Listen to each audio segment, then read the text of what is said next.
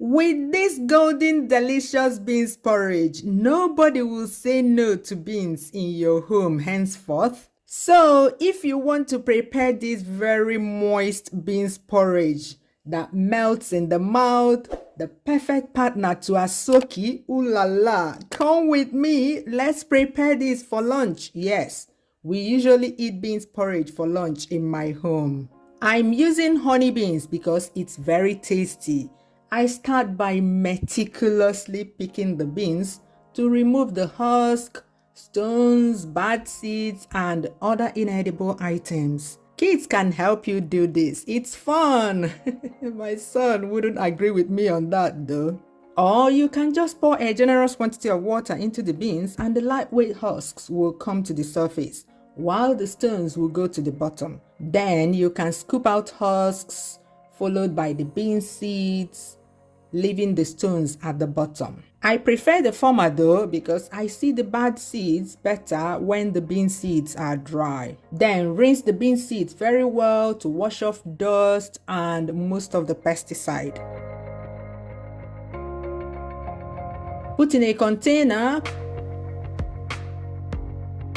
pour water to cover it and leave it to soak for, I usually leave it to soak for at least 3 hours.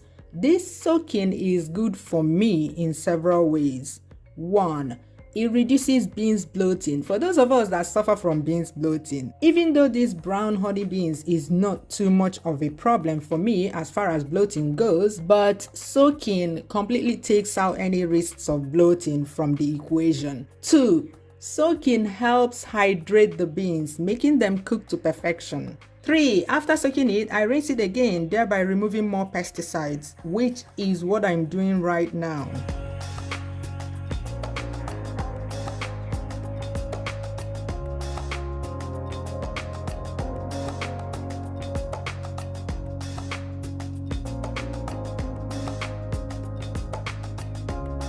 Next, I put it in my pressure pot. Add water to about 1 inch above the level of the soaked beans. Note, soaked beans.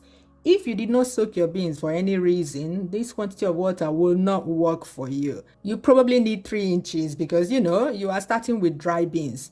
More on water levels later in the video. And because I'm using a pressure pot, I add all these ingredients right now. You'll see more ingredients later. Seasoning cube, just 1, because beans, especially these honey beans, does not really need a lot of seasoning. Crayfish, that quantity. I don't particularly like crayfish in my beans, but my husband likes it, so I add it. Nobody can say that I am not compromising in this marriage. Red onions with emphasis on red, and pepper. Any fresh pepper, habanero, scotch bonnet, cayenne. Salt, go easy on the salt. Palm oil, the red one. Yeah, we have to keep emphasizing that. Click the like button. Have you? The way a pressure pot works is that unlike a normal pot, a pressure pot does not allow the ingredients in the pot to interact with each other because, physics tells us that when something is under high pressure, nothing is moving. And if there's no movement, there's no mingling of ingredients. This is why food prepared in a pressure pot tend to not be as tasty as food prepared in a normal pot. Because of this, I allow the contents of the pot to boil first. This is to give the ingredients a chance to interact with each other before I put them under pressure. I hope this makes sense. So when it boils a bit, say 5 minutes, I cover and apply pressure and start cooking on medium heat. Once it pressurizes, that's once I hear this shea sound, I set the timer to 30 minutes. And once the timer is up, it's done.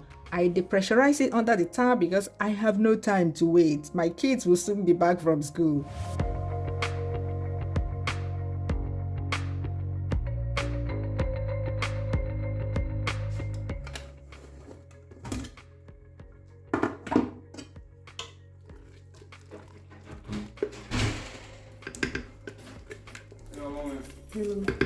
I add yam cubes at this time. The yam will soak up some of the extra liquid you see now. If I were not cooking these beans with yam, I would have added less water at the beginning. You see how the dynamics of cooking this beans porridge changes based on whether you started with dry beans or soaked beans, whether you cook with or without yam, all of that. Cooking is science and requires a lot of brain work and adjustments. Cooking is fluid, so you need to put on your thinking cap always. Cover, no need to pressurize the pot during this second stage of cooking. Keep checking it, stirring it often so it does not burn.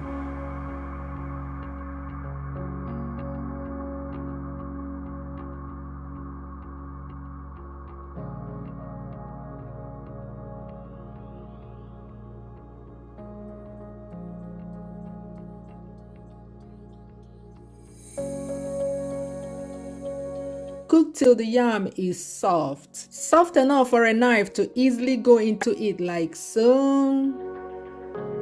Taste for salt and add some if necessary.